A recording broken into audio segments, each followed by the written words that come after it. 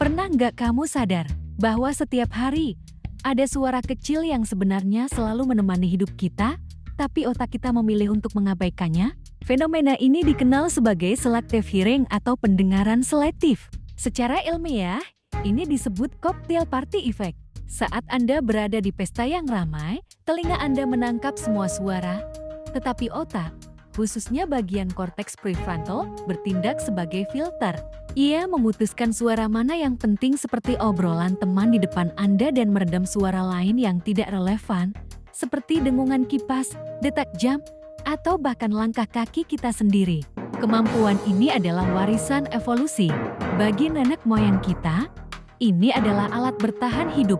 Mereka harus bisa membedakan suara ranting yang patah karena diinjak predator dari ribuan suara lain di hutan. Otak kita berevolusi untuk tidak kewalahan menerima ribuan data audio setiap detik.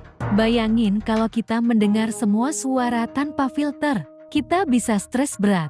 Tapi ada fakta yang lebih unik. Saat kita sedang sedih atau takut, kemampuan menyaring ini melemah. Secara biologis, amigdala pusat rasa takut di otak mengambil alih dan memicu respons lawan atau lari. Semua indera dipertajam, termasuk pendengaran. Itulah kenapa semua suara terasa lebih keras ketika kita lagi cemas.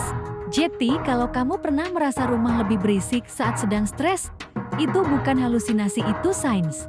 Dan yang paling keren, suara orang yang kita sayang bisa menembus filter pendengaran selektif kita. Ini karena otak tidak hanya memproses frekuensi suara, tetapi juga menandainya dengan nilai emosional. Suara itu dianggap sebagai suara prioritas. Makanya, di tempat seramai apapun, kita masih bisa langsung menoleh saat orang terdekat memanggil nama kita. Namun, ada juga sisi lainnya.